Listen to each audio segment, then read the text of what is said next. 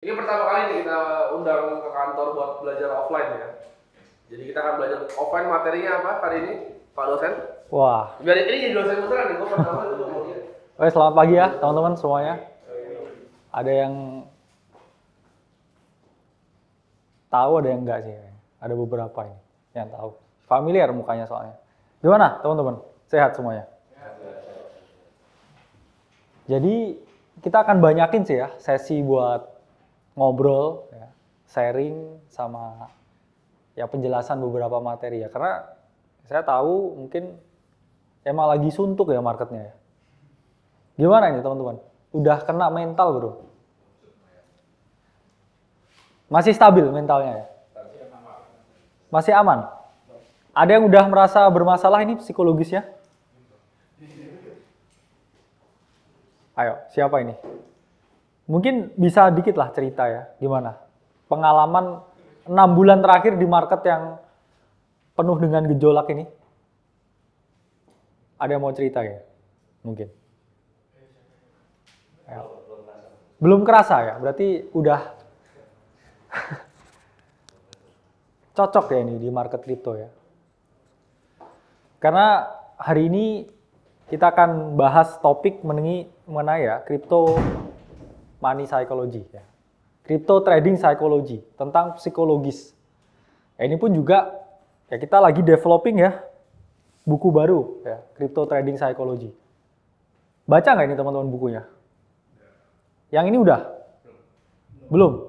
Nah ini berarti banyak ya yang minta benefit kontrarian tapi bukunya belum dibaca ya. Padahal kita kasih gratis ya PDF-nya ke teman-teman semua. Ya harus dibaca ya. Karena memang ilmu yang kita ramu ya, ini udah dari pengalaman ya, saya pribadi, Bro Timothy ya, bertahun-tahun yang kita rumuskan ke dalam buku. Ya, ini wajib ya teman-teman baca Crypto Investing Principle. Tapi khusus hari ini kita akan bahas mengenai psikologi. Oke. Karena apa ya? Psikologi itu sangat berpengaruh ke dalam keberhasilan trading, keberhasilan investing. Mungkin kesannya sederhana. Tapi setelah teman-teman bertahun-tahun di market ini, psikologi itu jauh lebih penting daripada sekedar teori, daripada sekedar cuap-cuap ya. Karena saya tahu, teman-teman ini cuma butuh 2 minggu buat bisa tarik-tarik garis. Iya nggak? 2 minggu kalian lihat chart dari kosong, ya, nggak tahu apa-apa, sampai bisa gambar support and resistance, gambar trend line, masukin 1-2 indikator, kalian udah trader. Itu 2 minggu. Tapi mungkin butuh lebih dari 2 tahun buat kalian jadi profitable. Itu pun belum tentu profitable. Ya nggak? Yang mana di sini kita tahu, ya, pie chart-nya itu seperti ini. Hanya 20%. Oke. Teknik yang kalian pelajari itu meters. Sementara 80%-nya di sini itu adalah psikologi. Psikologi sendiri itu adalah suatu ilmu yang mempelajari mengenai bagaimana manusia bertindak dan mengambil keputusan. Karena setiap hari, setiap detik, setiap menit, kita tuh mengambil yang namanya keputusan.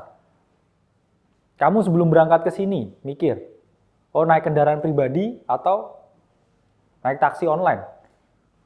Oke, saya ke meja yang mana nih yang saya pakai? Apakah warna putih atau warna hitam? Oke. Terus sebelum ke sini naik, saya sarapan dulu atau enggak? Itu semua keputusan. Yang mana ya, psikologi ini sangat berpengaruh dengan yang namanya ya, otak juga.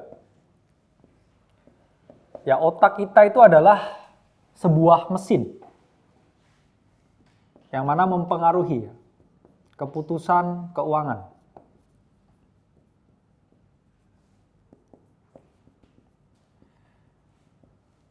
Nah, otak sendiri ya dibagi menjadi banyak sekali bagian. Ya. Ada yang namanya limbik bagian di otak. Ada prefrontal. Nah, limbik itu bagian di otak yang mana berkaitan dengan membentuk emosi manusia. Ini sangat berpengaruh erat ketika teman-teman ini sedang trading. Kalian trading, ya pasti lihat chart naik turun, lihat PNL-nya naik turun, apa yang terjadi? Ya, impuls di otak ini memberikan sinyal. rasa serakah dan juga rasa takut. Rasa serakah misalkan, wah naik nih porto saya hari ini, udah plus 100 juta nih. Kalian euforik ya, 100 juta, wah banyak nih, bisa buat party, ya, bisa buat main, bisa buat jalan-jalan. Atau kalau misalkan drop 50 juta, karena manusia emang gitu ya, naik dikit itu ya biasa aja, tapi kalau turun dikit, wah big deal, ya masalah besar. Itu sering terjadi, yaitu diatur di bagian otak yang namanya limbik. Kalau prefrontal ini terkait dengan pengambilan keputusan yang lebih logis. Jadi di sisi emosi, ya ini ada kaitannya sama limbik. Ya. Kalau di sisi logis, ini di prefrontalnya. Dimana teman-teman, kalau pakai bagian yang prefrontal itu berpikir tentang risk to reward. Berpikir tentang potensi ke depan dari suatu aset. Risk management, money management. Itu di bagian ini. Cuman kadang ya bagian ini lebih mendominasi. Kenapa ya? Karena kita tahu kripto itu market yang buka 24 jam. Itu kunci yang membedakan market ini dengan market yang lain. Kalau market yang lain, ya kita tahu pasar uang Sabtu Minggu tutup. 24 jam tapi Sabtu Minggu tutup. Pasar saham Sabtu Minggu tutup. Cuman buka jam 9 sampai jam 4 sore. Ada jeda waktu di mana teman-teman ini nggak berpikir tentang market sama sekali. Berbeda dengan kripto. Jam 4 pagi ada berita grayscale. Jam 3 pagi ada FOMC dan lain sebagainya. Yang mana otak kita dirangsang 24 jam untuk melihat market. Oke, tiba-tiba kita meeting jam 12 siang di hari Sabtu gitu yang indah, atau di hari Minggu. Di hari Minggu kita lagi liburan sama keluarga jam 7 pagi. Oke, kita lagi nyopir ke peak, lihat portonya drop di lampu merah. Kena mental nggak? Padahal di pasar uang, Sabtu Minggu itu nggak buka. Tapi kita seakan-akan harus dipaksa ya melihat portofolio all the time ya, every single time. Dan itu yang membuat orang gila. Karena banyak sekali riset tentang perilaku keuangan ini menunjukkan bahwa kegilaan yang disebabkan oleh kripto itu nomor satu adalah karena jam bukanya 24 jam. Dan orang setelah 2 tahun di market kripto, itu ada risetnya, itu kerusakan otaknya sama dengan orang yang ke kasino setiap hari. Sama. Kenapa? Karena market ini buka 24 jam, terus-menerus. Itulah kenapa di sini ya otak kita lama-lama kena nih. Psikologis kita pasti bermasalah. Dan di sini ya ada yang namanya bias. Bias itu apa? Bias itu adalah kecacatan berpikir, kesalahan berpikir. Yang ini mempengaruhi otak ya dan juga mempengaruhi psikologis.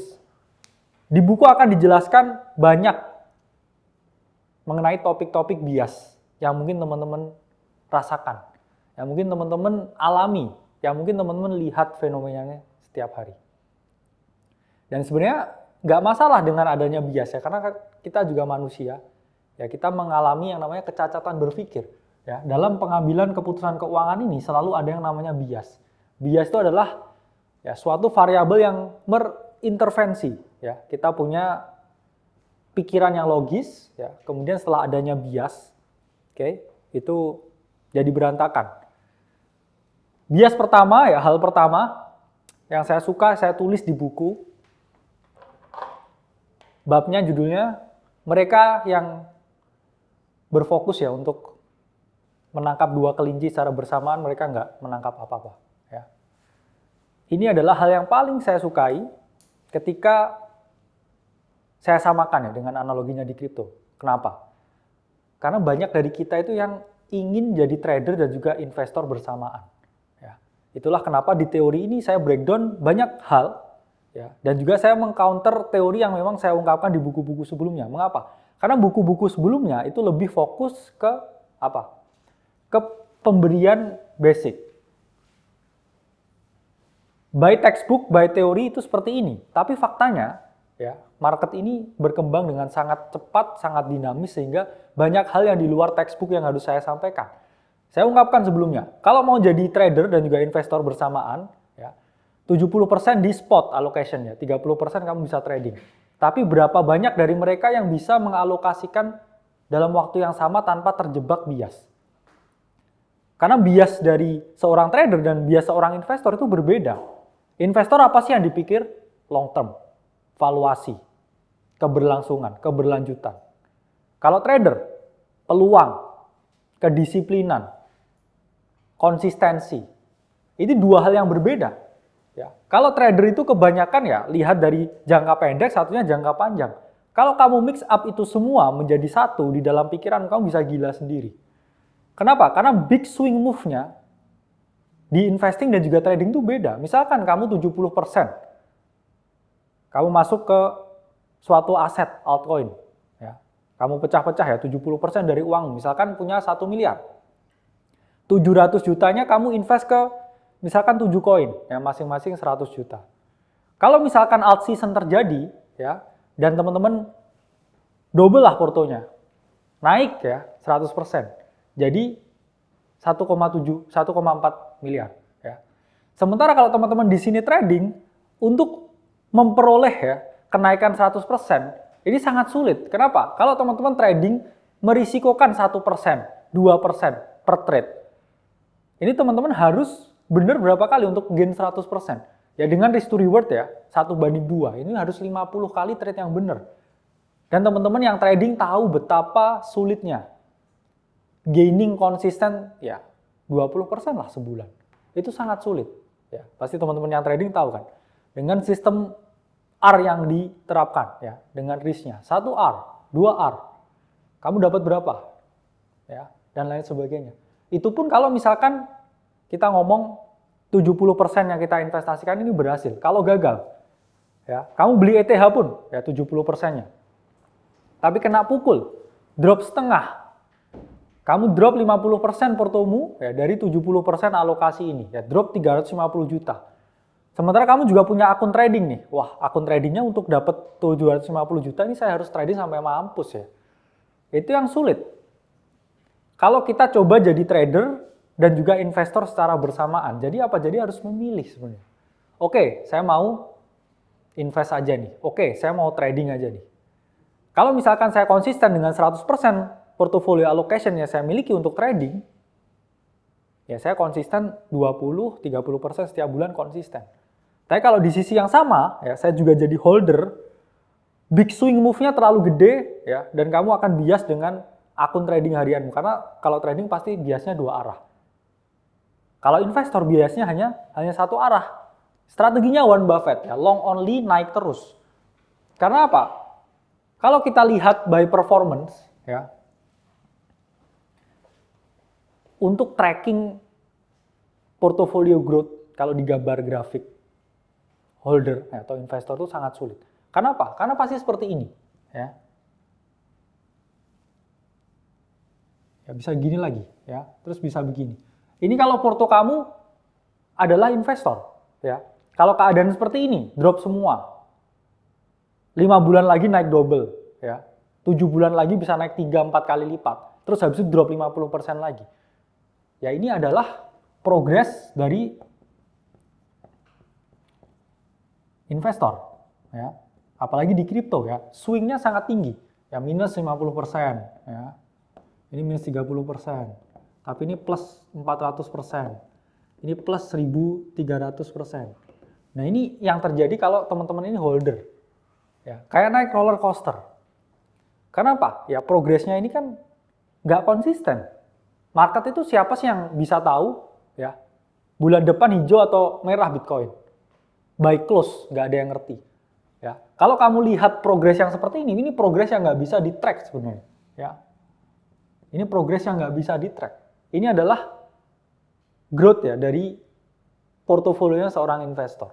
Tapi kalau trader, ya ini sebenarnya lebih bisa di-track. Kalau apa? Kalau satu kamu punya sistemnya, dua udah punya konsistennya. Itu pun juga kadang off juga, kadang miss juga. Ya, progresnya trader tuh lebih ke seperti ini. Cuman kadang kala ya mereka yang tiba-tiba greedy, konsisten nih ya. Oke, saya gain 10, 20, 30% setiap bulan konsisten. Terus tiba-tiba nih ya, dia merasa oke, saya mau risk on. Ya, aku udah menang berkali-kali, sistem saya pasti bagus.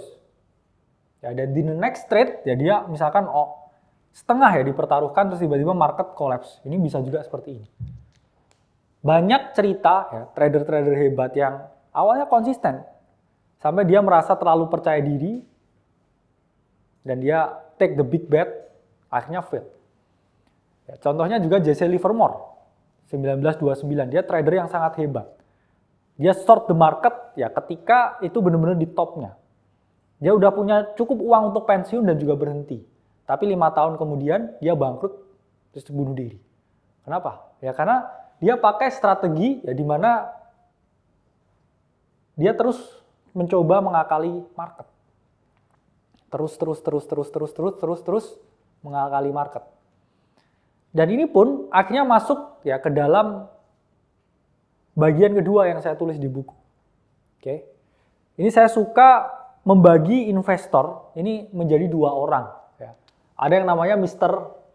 Perfect ya. Sama Mr. Average. Oh, ini nggak bisa gambar ya saya. Mr. Perfect ya mungkin perfect life ya. Ya Mr. Average ini mungkin seperti ini. Ya orang yang selalu flat. Ya. Nah gini. Ini apa ya? Pertama ya Mr. Perfect itu saya gambarkan sebagai karakter yang hidupnya ingin semua serba sempurna. Oke. Ya contohnya di karakter American Psycho ya. Bangun pagi ya, workout rutin, applying moisturizer, ya, terus ke kantor, lihat market, ya. Oke, saya mau bid di sini, ya, saya close posisi di sini, saya gain secara konsisten, berharap semua itu indah ya, setiap harinya. Setiap sisi di hidupnya indah. Dia ini punya persepsi apa? Ya market ini harus sesuai dengan keadaan saya. Kalau saya mau sesuatu, market ini harus mengikuti mau saya. Saya maunya bid Bitcoin di 20.000. Saya nggak mau kalau 20.156 nggak mau saya. Harus di 20.000, entry 20.000. Nggak mau kalau 20.000 lebih 50 nggak, angka psikologisnya 20.000. Ya, itu dia memaksakan kehendaknya supaya apa? Market mengikuti dia. Bukan dia yang mengikuti market. Sehingga apa? Dia memaksakan ideologinya, pemikirannya, plannya, ya, saya bilang plannya, supaya market tuh sama kayak keinginannya dia. Apakah seperti ini mungkin? Jawabannya enggak. Yang ada kita itu harus ngikutin flow-nya di market. Kita yang mengikuti market, jangan kita memaksa market ngikutin kita. Karena kalau kita paksa market ngikutin kita akan kecewa. Ya market tuh konsensusnya banyak orang, konsensusnya miliaran orang. Terus kita sendiri, oke, saya mau market seperti ini. Ya siapa? Nggak bisa. Sehingga membawa saya ke karakter kedua ya. Mr. Average ini punya filosofi, yang penting saya punya exposure di market. Yang penting saya punya barang. Saya nggak peduli entry-nya di berapa, yang penting saya punya barang. Ya. Kalau Mr. Perfect, ini selalu berpikir seperti ini. Ya, oke, saya mau beli nih di sini. Di sini saya mau beli. Oke, berharap dia seperti ini. Tapi kalau orang yang punya mindset, ya, saya nggak bisa timing bottom, nggak bisa timing the top. Kalau saya beli di antara itu semua, ya saya pasti bisa profit. Ya, itulah kenapa namanya average. Ya, dia keep on averaging, ya, keep on buying. Di setiap kesempatan dia bisa membeli, ya dia membeli, terus membeli, hingga akhirnya apa? Ya, average-nya di sini kalau dia dihitung, ya, di mana entry-nya di market.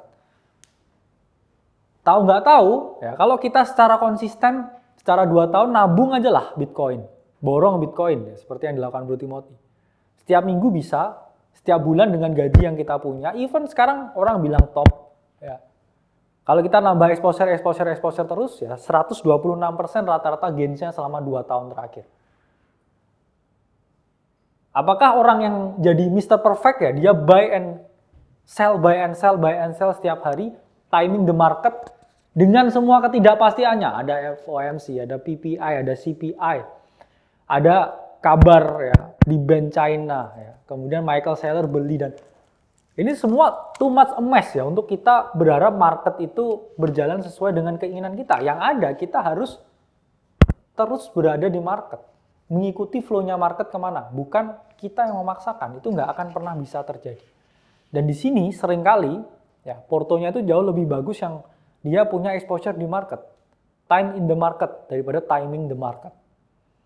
Dan kadang juga nggak apa-apa ya, jadi orang yang average biasa-biasa aja, bukan yang paling jago, bukan yang paling bisa timing the market, Tapi portonya tumbuh.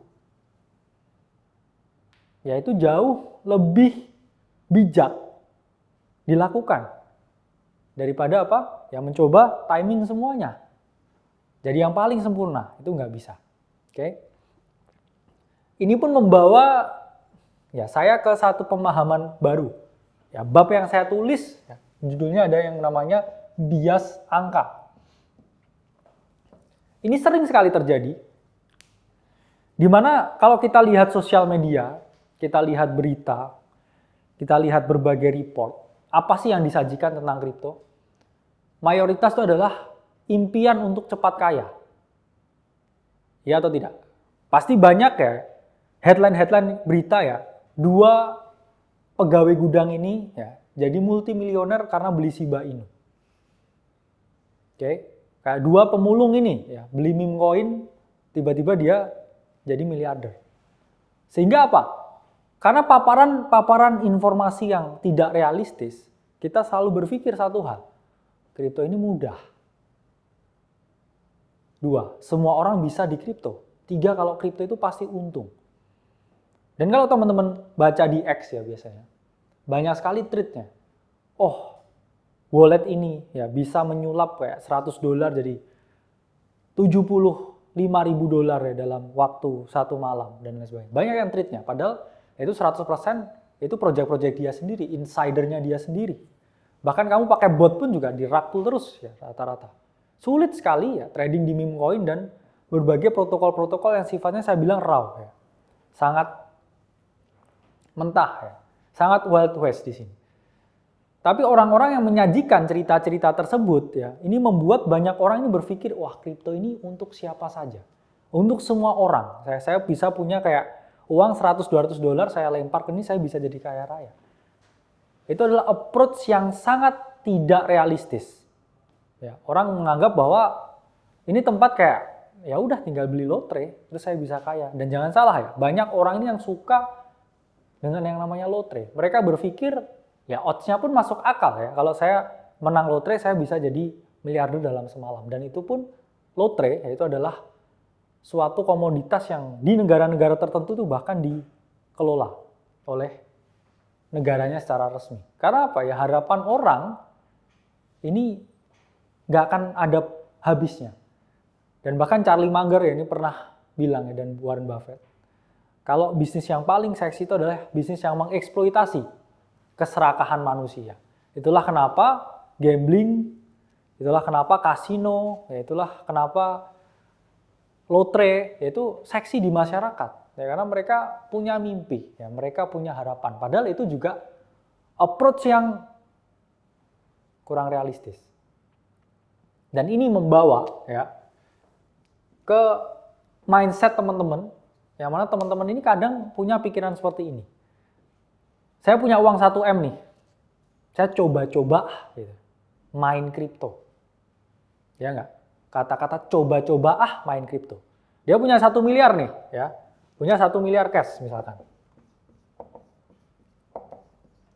Coba-coba main kripto. Terus dia alokasiin 10 juta misalkan. Oke.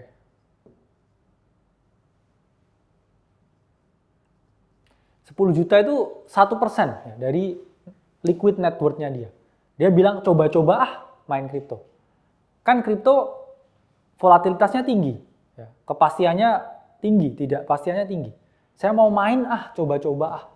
Saya dengar di berita nih, lihat di berita nih katanya beli meme coin. Ya ini porto saya bisa naik 10 kali lipat nih. Dengan apa? Ya dia target, saya punya 10 juta. Oke. Ini saya mau naik 10 kali lipat. Jadi apa? Jadi 100 juta. Saya pengen punya uang 100 juta. Saya pengen gain kripto 100 juta. Ya udahlah, saya coba-coba. Pasti bisa 10x. Pasti bisa naik berkali-kali lipat dari uang 10 juta saya. Ya. Padahal kamu nggak tahu. Ya untuk sebagai seorang investor, ya, untuk dari uang ya 10 juta ke 100 juta, ini perjalanannya ini sangat panjang, ya. Jaraknya ini sangat panjang. Padahal kamu cuma pengen punya 100 juta, ya. Dari net worth-mu yang mana itu 1 miliar. Dengan mindset coba-cobanya ini, dia akan menempuh jalur yang jauh lebih berat, jauh lebih sulit. Kenapa approach-nya nggak dibalik? Ya. Kalau cuma pengen 100 juta, kenapa nggak kamu punya modal awal 100 juta? Kalau 100 juta jadi 100 juta, ini jalannya jauh lebih pendek, jauh lebih mudah daripada apa? Kamu hanya ambil net worth-mu bagian kecilnya berharap 10 kali lipat, atau kamu ambil net worth-mu agak banyak cuma naik double. Lebih mudah yang mana? Pasti yang kedua. Ya. Daripada kamu ambil 1% dari kamu punya net worth, kamu berpikir ya, oh beli meme coin apa, oh trade future ya dengan risiko yang sangat tinggi, biar naik 10 kali lipat. Kenapa nggak kamu 100 juta, kamu beli Bitcoin atau Ethereum naik double? Lebih mudah yang mana? Ya. Sometimes it's easier ya bagi kita untuk kita lihat semua itu secara holistik. Ambil bagian besar dari kita, tingkatkan keyakinan buat naik double. Daripada kita ambil 100 yang kecil dari kita, berharap itu naiknya berkali-kali lipat, itu jauh lebih sulit. Daripada kita punya pemahaman, oke saya punya keyakinan, 30% kekayaan saya akan saya investasikan di kripto, itu jauh lebih masuk akal. Daripada kamu hanya ambil 3% atau 10%, terus kamu berharap itu naik ratusan kali lipat, itu hampir nol probabilitasnya. Mungkin 0,1 berapa persen. Itulah kenapa kamu butuh ya yang namanya modal ya, butuh kendaraan. Nggak bisa ya tanpa adanya modal. Itu sangat sulit. Ya bahkan dengan kamu dapat sesuatu yang gratis pun ya itu it will take your time ya, consume your energy juga. Jadi teman-teman ya, harus pahami approach-nya lebih mudah ya untuk lebih effort ya dengan uang yang dimiliki dan juga punya gain yang ya saya bilang ya jauh lebih realistis ya pendekatannya. Ini pun juga membawa ya kita ke dalam bab mengenai alokasi portofolio. Banyak nih teman-teman ini yang membagi diri mereka ke dua kubu. Oke, saya cuma beli Bitcoin. Altcoin scam, altcoin sesat. Ada juga mereka yang saya 100% altcoin. Jadi kalau sekarang ini nggak survive portonya. 100% nggak survive. Padahal ya kita tahu ada yang namanya Bitcoin season, ada yang namanya altcoin season. Bitcoin season di mana Bitcoin ini mendominasi pergerakan semua money flow, liquidity ke Bitcoin. Ada pula ya Bitcoin ini udah fase jenuh dan ini flowing ke altcoin. Jadinya altcoin season. By data, cycle by cycle itu selalu ada yang namanya altcoin season. Tapi pertanyaannya, apakah ketika Bitcoin season, saya ini hold Bitcoin semua, nggak pegang altcoin sama sekali, atau approach-nya saya rubah? Ya. Ketika saya Bitcoin season, saya porsinya dominan di Bitcoin tapi juga punya altcoin. Itu jauh lebih bijak daripada teman-teman. Ya. Ini 100% Bitcoin di sini, 100% altcoin ketika altcoin season. Karena timingnya itu juga nggak mudah. Oke, ketika Bitcoin season, saya punya approach ya, 70% porto itu BTC. 30% itu baru alt. Kenapa approach ini masuk akal? Ya karena 70% ketika Bitcoin season kamu akan capture gain portofolio yang luar biasa ya dari Bitcoin yang naik 70%. Tapi 30%-nya, oke? Emang ketika Bitcoin season nggak banyak koin-koin yang naik. Naik ya, kita lihat Q1 2024 ya, ada Ondo ya, ada Render. Oke, kemudian ada berbagai koin AI lain, ya, Bitten Sword dan lain sebagainya. Ini dia naik dengan signifikan. Jadi ini sayang ya, kalau alt yang saya bilang the winner, ini nggak kamu capture kenaikannya. Ini sangat sayang. Karena apa? Ketika Bitcoin season pun altcoin yang jadi quotes on quotes ya, jadi jagoan ya, ada Toncoin, ya, ada Celestia dan lain sebagainya. Ya, ini mereka masuk dalam kategori the winner. Jadi memang saya tahu ya 70% Bitcoin very solid ya, growth-nya 230% ya dari bottom 2023. Ya kamu capture di Bitcoin sini, ya altcoin-nya ya nyembil dikit lah. Itu ketika Bitcoin season. Tapi ketika altcoin season, ini approach-nya berbeda. Oke, saya bilang ini yin and yang portofolio. Ya, ini approach-nya berbeda. 30% di BTC, 70% di alt. Kenapa bisa demikian?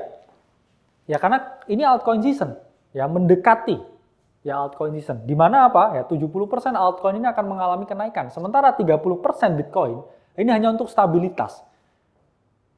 Karena kita tahu ya, ketika alt season, ya Bitcoin ini relatif stabil. Ya ini kamu jadikan stable coin-nya. Kamu profit ini kamu bisa rotasikan ke BTC. Banyak yang menggunakan strategi tersebut. Ya, dia trading di altcoin, waktu alt season, alts-nya naik berkali-kali lipat, dia switching-nya nggak ke USDT, dia switching ke Bitcoin. Supaya apa? Ya ketika terjadi switching lagi Bitcoin season, ya kamu masih punya alokasi Bitcoin. Jadi semua orang itu endingnya buat koin, trading koin, promoting koin itu semua untuk mendapatkan Bitcoin sebanyak-banyaknya. Dan itu adalah gamenya. Ya mereka merampok di market ya, dengan projectnya atau dengan tradingnya untuk apa? Ya untuk gain more Bitcoin. Dan itu yang terjadi. Ya teman-teman harus pahami ya yin and yang portofolio, kapan heavy di Bitcoin, kapan heavy di altcoin, kapan switching dan lain sebagainya. Meskipun demikian, ya saya selalu ungkapkan ya sulit timing the market apalagi di keadaan yang seperti ini. Itulah mengapa kadangkala ya teman-teman ini juga harusnya ya ketika disebutnya Bitcoin season ini mulai load up altcoin switching. Karena apa? Kalau altcoin season index itu sudah menyatakan, oh this is altcoin season, itu menunjukkan ada jeda 90 hari, yang mana 50 altcoin terbaik itu udah outperform Bitcoin. Jadi kamu jangan beli ketika udah dinyatakan alt season, karena itu pasti kamu lagging by 90 hari. Masa, oke, ini altcoin season, apa tandanya? 90 hari terakhir 50 koin ini udah naik lebih dari Bitcoin. Oke, saya beli sekarang ya. Ya kamu telat 90 hari. Ada window di mana ini udah naik berkali-kali lipat dari 90 hari lagi, terus habis itu oke, ini alt season. Itu terlambat. Itulah mengapa ya saya bilang sekarang pun sebenarnya ya, not a financial advice ya. Saya juga capek ya, ini di member dan sebagainya ya. Dengan drop 50-70% ya beberapa altcoin, itu adalah waktu yang cukup oke buat DCA. Nanti kalau ini udah set up ya seperti ini ya, drop. Nah, lebih baik kamu beli di sini ya, averaging, dan kemudian kamu sell di sini semuanya. Oke, nggak semua orang bisa bertahan ketika ini, ya, mati di sini. Karena apa? Ya itu tadi, setiap hari harus lihat PNL, ya, setiap hari, wah, saya pengen jadi Mr. Perfect ya, saya bisa timing bottomnya ini semua. Ya karena nggak ada yang bisa timing the bottom, oke? Dan selling the top-nya pun kita juga harus membuat yang namanya exit grid juga di sini. So, it's all about perspective. It's all about perspective.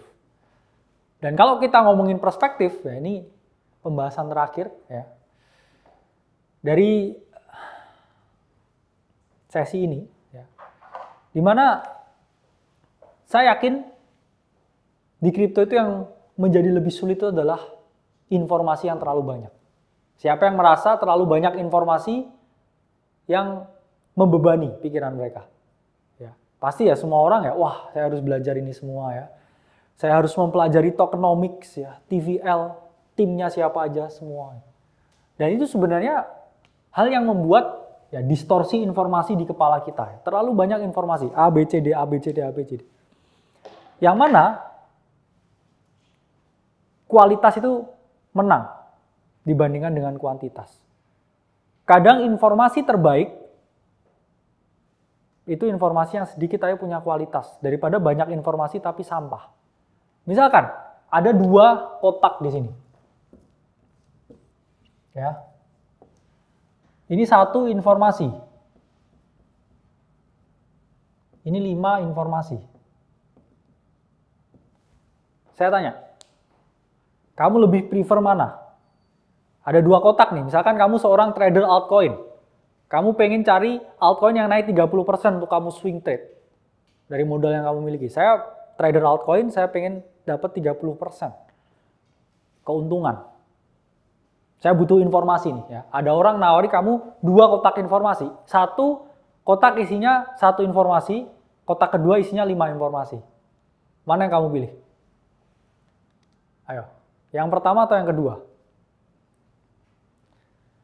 Saya yakin ya, banyak pemula ini yang memilih 5 informasi.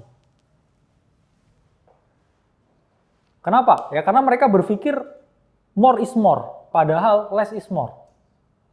Kalau misalkan satu informasinya ini ya, ini adalah altcoin A bakal listing di CEX terbesar di dunia. Itu informasi yang kamu butuhkan untuk dapat 30% kenaikan dalam waktu singkat. Tapi kalau 5 informasi ini terkait dengan tokenomics, ya TVL, TIM, ya roadmap, terus kemudian misalkan sosial media. Ini informasi sampah ya, kenapa kamu bisa Google sekarang? Tapi kalau kamu kenal misalkan exchange di sini, oke, kamu kenal ownernya. Oh ini koin A bakal di listing loh minggu depan ya, kamu beli sekarang ya. Ini menunjukkan apa? Less is more. Informasi itu nggak bisa disamain. Ini gold informasinya, ya ini gold. Kalau anak kripto bilangnya alpha. Kamu lebih pilih mana? Ya, satu informasi yang gold atau 5 sampah? Ya pasti kamu lebih pilih satu informasi yang gold. Kalau kamu tahu koin itu bakal listing minggu depan di CEX terbesar, ya itu pasti easy 30% gain. Kalau kamu dapat 5 informasi, oh TVL, oh ini katanya blockchain-nya mati, oh ini katanya, ini sampah informasinya. Doesn't make any sense untuk kamu memilih 5 informasi daripada satu informasi yang itu lebih kunci. Ini menunjukkan apa? Ya, kalau kita harus memilah dan memilih informasi yang baik dan benar di kripto. Karena ya, less is more, more doesn't mean more. Oke? Itu untuk sesi pagi hari ini ya. Semoga bisa diterima oleh teman-teman semuanya. About Crypto Trading Psychology akan jauh lebih detail di buku yang akan kita rilis ya, Crypto Trading. Webinar tanggal 17 ya. Nah, sebenarnya sesi ini gue mau adain tanya jawab. Ini yang pertama tuh agak kornea gue buka, jadi gue ya area agak aneh. Kita buka sesi tanya jawab kali gue ya. Iya. Tapi kalau tanya jawab kali ini bebas sebenarnya. Apa yang kalian pengen tahu mungkin dari sisi trading crypto, dari investasi crypto, di luar itu gue akan silakan tanya. Kita mulai dulu. Yang pertama siapa ya? Ya, nama? Semua informasi yang ada di market sekarang. Oh. Kan belakangan ini banyak banget informasi sampah yang semakin muncul ya di Twitter, Ya. di manapun itu kan. Apa informasi yang paling gold yang harus kita fokusin sekarang? Ya, pertama kalau saya pribadi ya stay away from Twitter. Ya, kenapa? Twitter is not a sources of alpha. Saya yakin kamu bisa dapat alpha hanya dengan baca Cointelegraph ya, token terminal, dan juga pakai TradingView buat nganalisa. Kenapa? Karena orang yang di Twitter posting sesuatu, itu dia selalu punya yang namanya intention. Entah dia mau menjual produknya atau dia mempromosikan sesuatu. Dan ketika intentionnya itu adalah mempromosikan sesuatu, ya pasti kalian bukan yang pertama. Dan di sini, ya fokus di kripto itu sebenarnya jadi yang pertama di apapun. Mereka yang punya edge untuk jadi yang pertama di apapun, ini mereka yang akan memenangkan pertarungan. Karena adalah game of information. Semuanya itu tentang informasi. Yang mana salah satu caranya, ya mungkin kalau kamu nggak bisa memperoleh informasi yang paling alfa, yang kamu bisa lakukan adalah membatasi dirimu dari informasi yang sampah. Karena mending kamu nggak tahu apa-apa daripada kamu tahu informasi yang nggak ada untungnya, nggak ada mutunya, terus malah buat kamu rugi. Ya, limitasi dengan pikiran yang terbuka. Ya. Contoh saya tadi buat analogi 2 kotak informasi. Satu kotak informasi ini isinya hanya satu piece of information. Informasi kotak yang kedua, ya ini ada 5 informasi. Mana yang kamu pilih? Orang ini cenderung 5 informasi. Padahal 5 informasi ini cuman sampah-sampahan. Misalkan, ya ada 2 kotak informasi. Satu kotak informasi menjelaskan harga Bitcoin selalu naik 1 tahun setelah halving. Kotak informasi kedua, ya ini adalah tentang ya, prediksi rate cut, kemudian kayak ban kripto, ya, kemudian kayak nilai adopsi, atau mungkin indikator-indikator on-chain lain ya terkait dengan miner Bitcoin. Itu doesn't matter. Kotak informasi kedua ini harus kamu batasi. Kalau kamu stick di kotak pertama, oke 1 tahun setelah halving itu pasti naik, ya udah saya ambil kotak informasi yang pertama. Ini lebih gold daripada oke, ini Cina unban Bitcoin nggak? Oh, ini Germany selling, oh ini Mt. Gox selling, ini piece of information, itu doesn't matter. Karena konteks aslinya lebih emas daripada satu kotak pertama. Contoh lagi analogi kedua, ya ada dua kotak. Satu kotak isinya informasi adalah Ethereum selalu mengalami kenaikan jangka panjang setelah dia ada protokol upgrade. Atau kotak kedua yang isinya 5 informasi, ya tentang ekosistem Ethereum, active user, active transaction. Bahkan sampai kehidupan pribadi Vitalik ya di kotak kedua ini. Pacarnya ganti atau enggak, itu doesn't make any sense. Kita untuk percaya yang kedua, kita harus percaya di informasi pertama yang lebih gold, lebih alpha. Caranya apa? Satu, lihat relevansinya secara jangka panjang. Kalau siklus halving itu udah bertahun-tahun terjadi. Itu informasi yang sifatnya memang dari jangka panjang udah ada. Udah jadi golden rule. Berbeda dengan apa? Ini negara baru jualan Bitcoin. Negara ini mau adopsi. Itu kan informasi baru.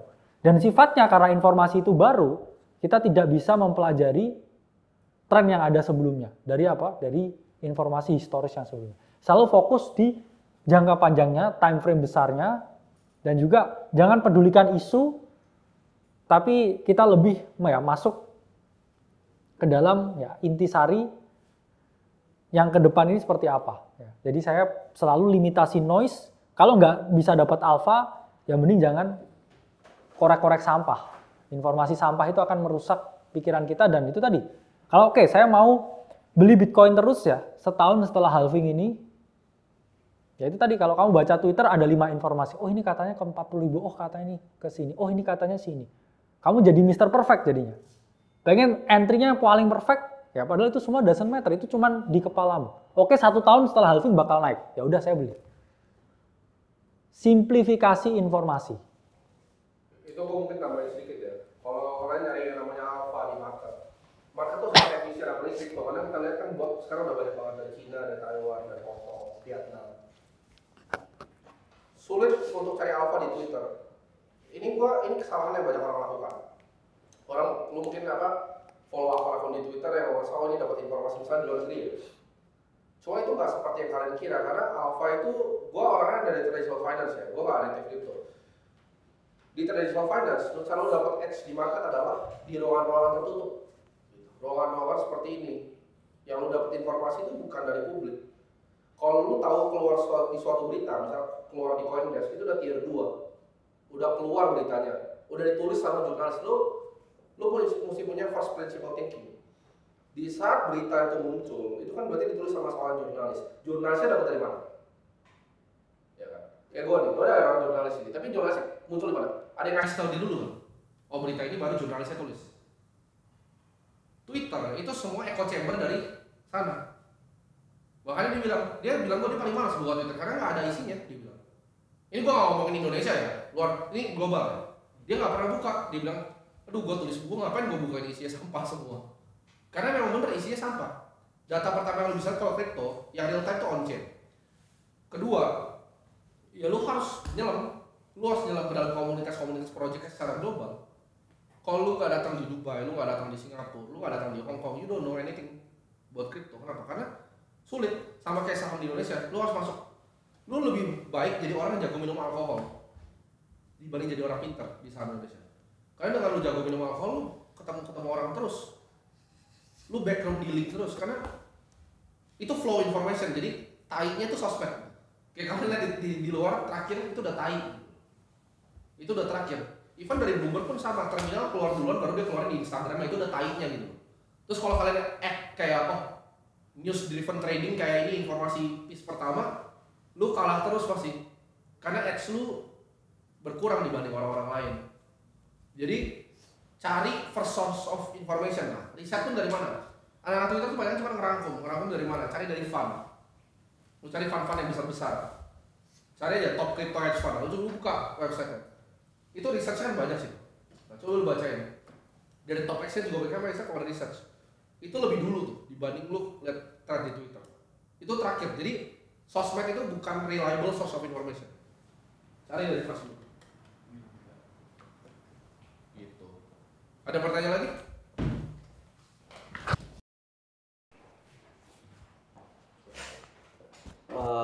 Gue mau nanya personal ke Bro Kakak dan Bro Tim. Jadi everybody talks about globalization, crash dan lain-lain. Kita lihat unemployment rate, saham roll yang udah di show, dan 2-year yield yang udah tap, yang kemungkinan turun.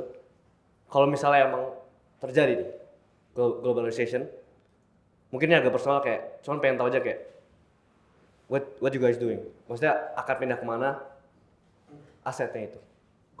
Pindah gimana? Globalisasi asetnya seperti apa? Maksudnya kalau emang benar globalization, Jual play gitu. out-nya gimana? Play out-nya gimana? Apakah stay in Bitcoin, nggak peduli, atau gimana? Gini, namanya kripto, ya, namanya Bitcoin dan lain-lain. Kita nggak tahu apakah Bitcoin will stay here sama, maksudnya 10 tahun yes, will stay. Tapi 20 tahun sebenarnya nggak ada yang benar-benar yakin gitu. Nobody beneran tahu apakah Bitcoin will stay here. Karena namanya teknologi itu akan selalu berkembang, jadi akan selalu ada aset baru yang lebih bagus. Nah, tapi gamenya seperti ini. Lu harus lihat kripto itu. Kenapa kita berdua suka kripto? Karena simple. Kalau lu tahu 1979, private equity itu kecil sekali. Industri alternatif investment, real estate yang dibungkus sebagai REITs dan segala macam itu hampir nggak ada. Jadi kalau lihat kayak Blackstone, BlackRock, itu perusahaan kecil sekali dulu. Karena institusi cuma alokasi 1% dari asetnya. Tapi sekarang alokasi di alternatif investment, endowment seperti Harvard, SWF seperti Abu Dhabi Fund, Cina punya investment fund, atau lu lihat dana pensiunnya Jepang, itu 25%. Mereka invest di alternatif investment 25%. Nah kalau lu tanya, kalau dampaknya apa akan ke aset ini dalam skala globalisasi? Jawabannya adalah kripto nggak akan cuma jadi 1% aset kelas. Dan gini, lu kalau mikir institusi, mereka itu nggak akan ngelihat yang kecil. Kenapa Bitcoin akan selalu relevan dan Ethereum juga akan relevan? Karena udah ada ETF-nya. Orang tuh nggak cuma kayak oke kita taruh Bitcoin doang, enggak. Mereka kan cari diversifikasi kedua. Jadi Bro Kakak ini emang holder Ethereum juga dia. Dan dia big believer. Dan gue juga percaya Ethereum bakal one day 8.000. Kapannya gue nggak tahu, tapi it will happen. Nah, tapi di dunia ini lo harus tahu kapan lo cari aset yang bisa seperti private equity tahun 30 tahun lalu. It wasn't a thing, private equity back then. Kripto juga sekarang orang masih kayak, ini apa sih? Tapi ini akan jadi alternative investment yang nanti akan institusi bank-bank di sini tuh asetnya 20% di sini. Dan by that time kalau lu punya barangnya Bitcoin dari sekarang, ya lu jadi seorang super kaya. Sesederhana itu sih. It will keep on happening.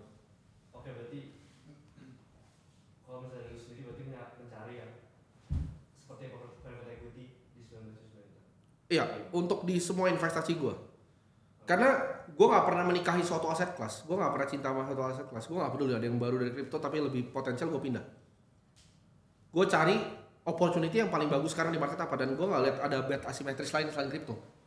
Kripto itu Bitcoin kemungkinan ke 10 ribunya berapa sih? Hampir nggak ada, hampir nol menurut gue chance-nya. Tapi naik ke 100 ribu berapa persen? 80? 90? Asimetris kan betnya. Only look for asymmetric bet, dan kalau udah yakin lo hantam semua duit lo, selesai. Tapi kalau lo tanya apakah ini akan ada perubahan dari Bitcoin ke yang lain, ya pastilah. Apakah mungkin nanti ada yang bikin lebih bagus dari Solana? Pasti. Namanya teknologi. Bitcoin dulu separate dari yang lain, karena Bitcoin itu seperti emas. Tapi apakah Bitcoin bisa dipercaya sama kuantum nanti, kita nggak tahu. Ya. Kita nggak tahu. Tapi for now 10 tahun at least CAGR-nya bakal 33% lebih, gue udah hitung. Lu mau nggak uang lo naik 33% konsisten selama 10 tahun? Invest Bitcoin. Sederhana. So if it really crash, berarti diverse crypto dan lain-lain. Kalau marketnya crash maksudnya. The whole world crash. Everything. Like di 97 98 itu. 98 yang crash cuma Asia sebenarnya. Oh iya. Tergantung kan. Kalau kita kan sebenarnya global makro, kita nggak peduli. Ada apa namanya, ada crash di sini, kita bisa invest di tempat lain. Cuman maksudnya unlikely lah lu bisa time crash gitu. Tapi kalau kita lihat equity at least dari 100 tahun banyak nggak crashnya? Banyak. Tapi apa yang terjadi? Selalu balik, karena dunia ini akan cetak uang lebih banyak. Sederhana jawabannya. Kalau tanya Bitcoin apakah akan crash? Ya pasti crash gitu. Kalau kita mungkin trimming posisinya. Kita bakal trimming gitu. Karena kita butuh alokasi cash lagi buat invest ke yang lain-lain. Tapi kalau lu holdnya panjang ya dia naik turun lu hold aja. Karena volatilitas tuh teman sebenarnya di return. Jadi jangan takut sama volatil. Jatuh 50% naik lagi, jatuh lagi. Kayak sekarang misalnya kemarin Bitcoin 59, sekarang 61 gitu. 61 100. Dia kan begitu terus. Kalau crash dia nggak bakal kemana-mana, dia akan balik lagi, dia akan bounce back lagi. Malah gue beli lagi kalau pas crash. Oke, berarti personally 10 tahun lah, maksudnya 20 tahun belum tentu, cuma 10 tahun berapa persen kok dari lu? Bakal will stay Bitcoin for Bitcoin. 80%. Persen. Thank you. Ada pertanyaan lagi? Halo, mau tanya tentang self custody sih, mau nanya. Jadi kan banyak nih katanya Bitcoin yang orang yang udah meninggal terus akhirnya hilang walletnya kan. Nah sebenarnya pertanyaannya sih kita self custody nih, terus kita gimana sih biar kita bisa ya misalnya amit-amit kenapa-kenapa biar itu bisa kita share ke family gitu loh maksudnya. Apa simply share aja walletnya ke family atau kita taruh walletnya di SBD atau mungkin itu sih yang ada sedikit concern aja sih. Thank you. Itu pertanyaan bagus banget, karena itu kan pertanyaan semua orang kan, gimana cara kita safeguard wallet kita kalau misalnya kita kejadian kematian. Satu, kalau misalnya lu mati, pertanyaan cuma gini, kalau lu sekarang mati, tapi keluarga lu nggak bisa ngambil koin lu, itu percuma. Orang-orang kayak kita udah punya protokol. Gitu. Kalau kita kenapa-napa, aset kita masih aman. Kalau lu sekarang mati dan Bitcoin lu nggak pernah bisa di-retrieve, berarti lu nggak ngerti self custody. Oke. Satu, aset size-nya berapa? Ini penting. Karena gue jujur ya, di hati gue yang paling dalam, aset size di bawah 1 M, use exchange. Kenapa? Contoh ya, ini gak ada ya, gue gak disponsor sama siapapun ya. Tapi maksudnya exchange, misalnya Indodax itu, lu bisa datang ke kantornya. Nyokap lu bisa datang ke kantornya kalau kenapa-napa. Aset di bawah 1 M, use exchange. Kemungkinan meledaknya ada nggak? Ada, tapi pelajarin siapa di belakangnya. Makanya kenapa gue prefer, bahkan ada yang lokal. Kenapa? Karena ya lu bisa datang ke kantornya dan itu udah banyak kejadian. 2 opsinya, lu bisa pakai multisig. Nah kalau gua apa yang bakal gua pribadi bikin itu kan pertanyaan lu kan. Sorry sama ini mungkin kalau profil kan udah berkeluarga mungkin tinggal share ke istri atau kalau kayak khususnya mungkin broadcast belum. Ya, gua ada succession planning. Jadi itu namanya succession planning. Gimana cara turunin hartanya kan? Gua akan bikin semacam trust. Jadi ada 3-5 council yang bisa buka. Tapi mereka nggak bisa buka satu sendiri-sendiri, harus multisig. Dan itu nanti akan diturunkan kalau misalnya gue punya anak. Jadi dicariin setiap tahun berapa dan segala macam. Trust, formatnya tetap trust, tetap legal bindingnya tetap trust. Jadi multisig tapi trust. Nah, problemnya sekarang, apakah lu mau safeguard itu di wallet lu sendiri yang bisa compromise kayak tadi? Apakah lu mau simpen di third party, tapi yang di asuransi? Maksudnya apa? BitGo, Fireblock. Tapi itu kalau aset lu luar biasa besar, itu 100 M. Lu bisa custody di BitGo atau di Fireblock. Kalau pertanyaan kan gini, kayak misalnya exchange seperti toko kripto, thrift dan lain-lain. Emang uangnya mereka pegang? Emang mereka berani pegang uangnya? Jawabannya enggak. Mereka simpan di BitGo atau enggak Fireblock. Cuman 2 perusahaannya. Binance juga sama, BitGo, Fireblock. Tapi kalau Binance dia pakai Fireblock sama Cefu. Cefu itu buatan dia sendiri. Jadi kalian harus tahu cara big institution tuh play gimana. Mereka bahkan nggak berani pegang uangnya sendiri. Level Binance tuh nggak berani pegang uangnya sendiri. Mereka tahu dari Fireblock. Jadi kalau aset lu udah luar biasa besar, pakai di sana. Gitu saran gue. Mungkin dari Bro Kakak, pengalaman yang udah punya istri? Ya sama sih. Kalau 1 M di bawah, ya even malah di bawah 5 M tuh masih oke di exchange. Sebenarnya itu yang gue di bawah 5 masih oke. Mungkin 1 sampai 5 M ya consider exchange luar.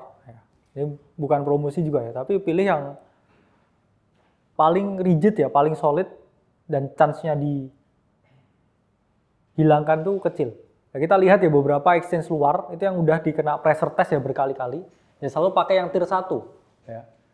Itu menunjukkan kalau dia udah di pressure test berkali-kali ya sampai udah pernah kan withdraw 9 billion sehari. Itu dia nggak kenapa-napa ya itu bijak ya di bawah 5M masih pakai itu. Ya kalau di atas itu ya pribadi mungkin ya di-share lah seed phrase-nya. Kalau berkeluarga ya mungkin sama istri, kalau enggak ya sama ibunya. Tapi jangan salah juga ya. Mereka juga dikasih tahu cara bukanya. Jangan ya kamu kasih tahu tapi dia nggak ngerti bukanya, itu percuma juga. Ya, dikasih tahu ya penjelasan apa itu blockchain, self custody, sama protokol kayak gimana mengakses uang kalian. Nah itu yang paling matters. Dan saran lagi, kalau mau aman, ya sebenarnya di Bitcoin dalam jangka panjang. Tapi kalau kamu really like stability, ya stable coin tapi pecah beberapa stable coin. Mungkin USDC, USDT, USDD, ya USDE itu meminimalisir juga risikonya in case ada kejadian kayak UST. Jadi stablecoin pun apakah perlu didiversify ya? Saya diversify juga stablecoin. Jadi jauh lebih masuk akal ya daripada ya kita hanya betting ke USDT. Kalau bangkrut gimana? Oke, masih ada USDC. Ya, di back Coinbase. Oke, kalau USDC bangkrut, oh USDD ya, just in time.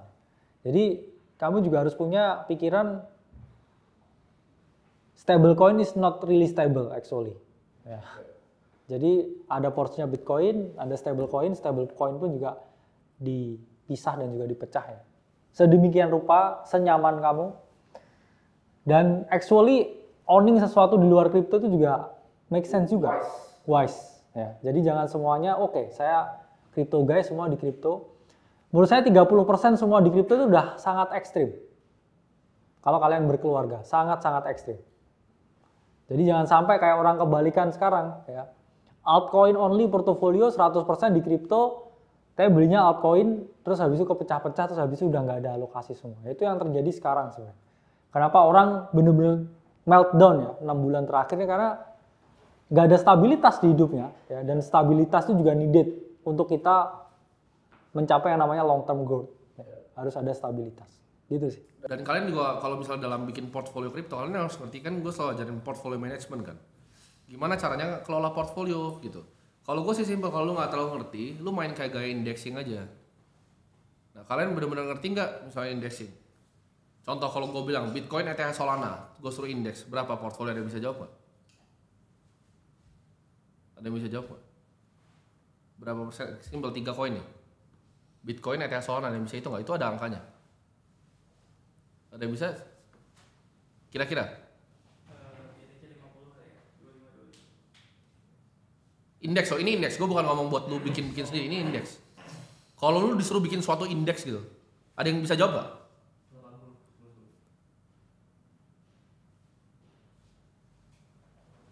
Paling ujung? 20 harus ketiganya ini. Gue tambahin 4 deh, satu. Tambahin near protokol, ada yang tau gak kira-kira berapa? Kebagian. 30, 10. Indeks loh. Ada yang tahu indeks harga saham gabungan IHSG Indonesia? Nggak ada yang tahu. Indeksnya Indonesia. Saham, ada yang tahu? Indeks saham Indonesia. Cara perhitungan kenapa BCA itu 11% dari indeks, nggak ada yang tahu, nggak ada yang ngerti ya? Nah ini nih problemnya dengan anak-anak kripto. Ya ada hubungannya, equal weighted cap kan cara hitungnya. Jadi kalau lu alokasi sesuai indeks, Bitcoin tuh di 66%, 28 tuh Ethereum, Solana tuh cuma 2,6. Karena based on market cap-nya, near itu 0,2 dan baru dibagi 0,0 sekian. Gue pernah share kan waktu itu. Itu bukan indeks, tapi itu yang alokasi ideal sebenarnya. Kayak orang tanya, apakah misalnya gue sama dia rugi di mana? Rugi. Kecil nggak? Kecil. Saya sih di portfolio kok. Bahkan gue tunjukin kan ke kalian, gue belinya berapa. Ada yang masih inget kan? Gue belinya di berapa? Lebih besar. Cuman ya saya persenannya segitu. Benar persenannya segitu. Drawdown deh hilang sampai itu. Memang portofolionya hilang berapa? Bahkan memang minus portofolio, pertanyaan. Enggak kan? Portofolio itu enggak minus. Kalau kalian punya otak indexing itu, coba kalian cari Bloomberg Galaxy Index. Itu cara ngitungnya. Jadi kalau kalian nggak jago-jago amat, learn to indexing. Karena begitu lo akan capture semua alfanya dari kripto dan semua betanya. Portfolio lo akan lebih rigid lah, lebih stabil. Dan dia bilang benar, lo kalau udah portfolio segala macam 30% itu udah ekstrim di kripto. Kalau gua sama dia itu berbeda alokasinya. Pekerjaan kita memang di sini gitu. Kalian mungkin di sini nggak ada yang nggak full time gitu di sini. Kalian punya pekerjaan dan mau jadi ini aset investasi, indexing kayak tadi yang gue bilang. Gua sama dia tuh berbeda. Kita make money di sini. Kalau kalian punya pabrik plastik, ini pabrik plastik kayak kita gitu. Pekerjaan, profesi. Ya kalau kalian yang mau jadi itu profesi, silahkan. Tapi itu it takes years untuk bisa kayak gitu. Bisa nggak? Bisa. Sulit nggak? Sulit banget. Ya buktinya hedge fund crypto ada berapa sih di dunia? Yang selamat di atas 5 tahun ada berapa? Sulit. Gitu. Jadi it's better kadang kalian tuh cari uang di tempat lain, dan gue setuju tadi 30% tuh udah ekstrim kalau untuk orang yang nggak gitu ngerti-ngerti amat. Kan kalian harus rethink kan apa yang kalian tahu tentang investasi kan. Ketika gue nanya indeks equal weighted cap aja kalian nggak bisa jawab. Itu harusnya udah ring a bell gitu. Oh mungkin gue nggak sejago itu di investasi. Nah itu either kalian mau belajar untuk jadi profesional atau memang bukan profesional kan. Tapi mau tetap capture uangnya. Karena toh emang bedanya profesional sama non profesional berapa sih? Kayak di saham, profesional mungkin bisa 15%, non profesional bisa 12%. Emang 3% sama atas itu di duit kalian. Kayak yang kita lakukan, kita cuma nyari alpha berapa sih dari Bitcoin? Emang kita bisa outperform Bitcoin tinggi? Enggak juga. Kita paling deviasi 3%, 4% nggak sih bro? Total porto dari Bitcoin kenaikan. Kita cuma capture segitu doang. Udah happy banget kita.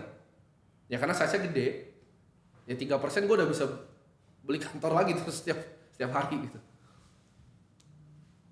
Jadi itu sih, harus manage portfolio lebih legit. Ada lagi mungkin? Sorry, pertanyaan terakhir mungkin buat Bro Kakak karena gua ada meeting. Oke, ya silakan.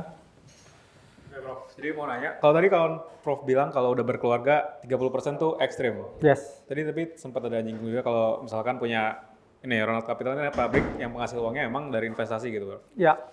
Kalau misalkan ada perusahaan sendiri gitu, perusahaan yang menghasilkan uang. Nah, kalau rata-rata potensi CAGR 10 tahun ke depan 33% perkiraan. Oke. Untuk bisnis sendiri ngasilin 33% possible, tapi ya susah juga gitu. Pasti. Cuman kalau dipikir berapa persen gitu wise-nya untuk di split balance sheet-nya masukin ke Bitcoin, ETH dan Solana indexing seperti tadi gitu. Ya, Kalau pertama dalam perusahaan. pasti ini sih, tergantung profil risikonya juga. Profil risiko itu bisa dua ya, satu profil risiko pribadi dan dua profil risiko perusahaan.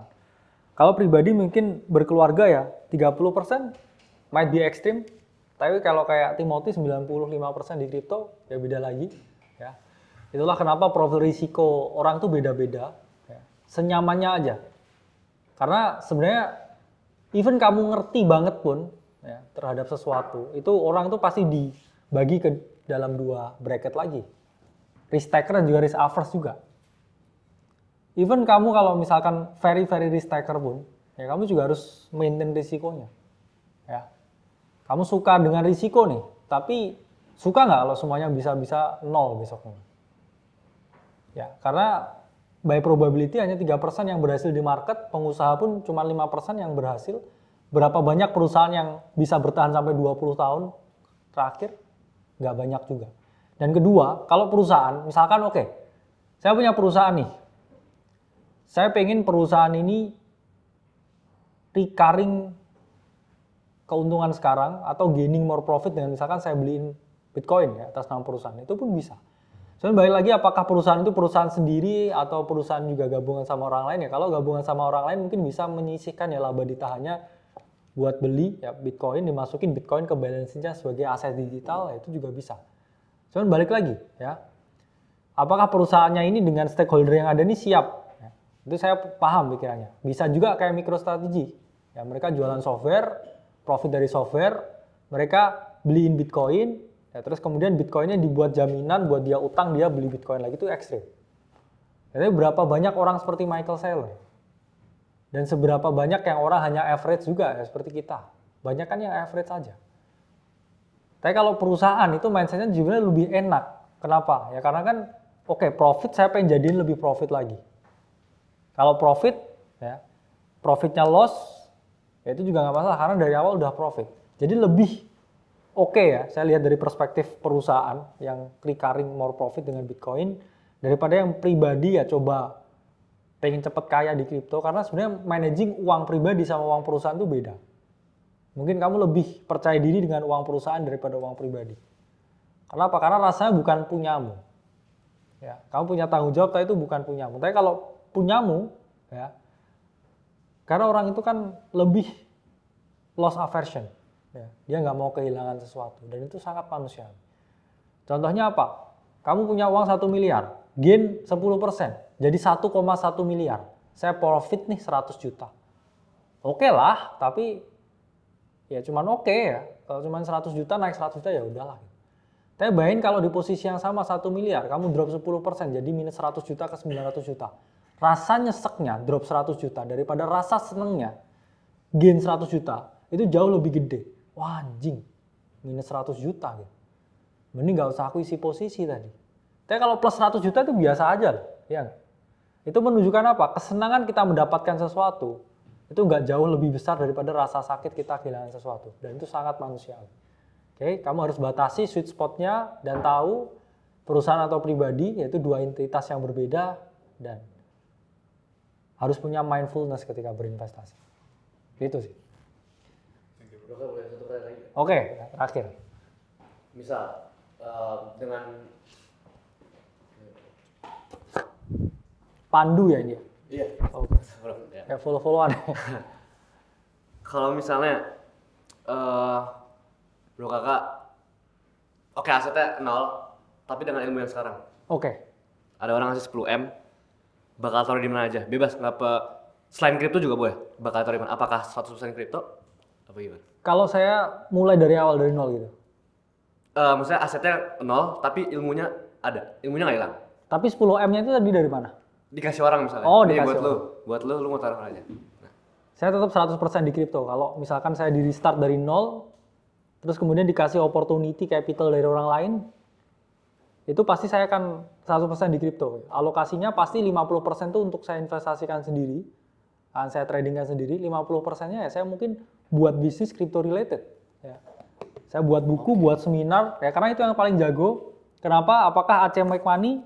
Sure, it make money. Ya. Tapi apakah saya bisa ngasihin uang sendiri di market? Ya bisa. Kalau bisa dua-duanya, kenapa enggak?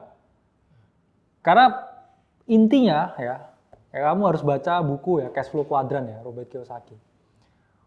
Uang yang fix ya itu seperti air yang udah bisa ketakar. Ya. Tapi investasi ini kan nilainya pasti naik turun. Saya di market bisa berhasil atau enggak.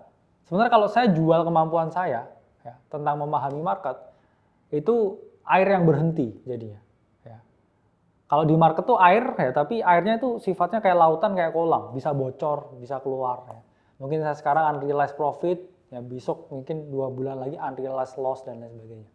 Ya. Karena saya jagonya di kripto, saya bikin kayak gini cuma seminggu, ya saya maksimalin kemampuan saya buat seperti ini sebanyak-banyaknya, karena itu yang paling saya jago.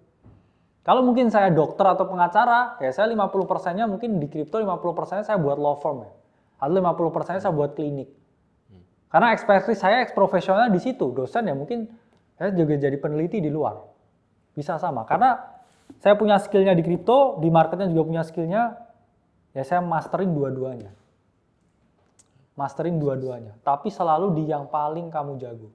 Itu intinya. Ya mungkin kamu jagonya mungkin bukan di crypto content creating. Mungkin kamu jagonya itu consulting di sosial media.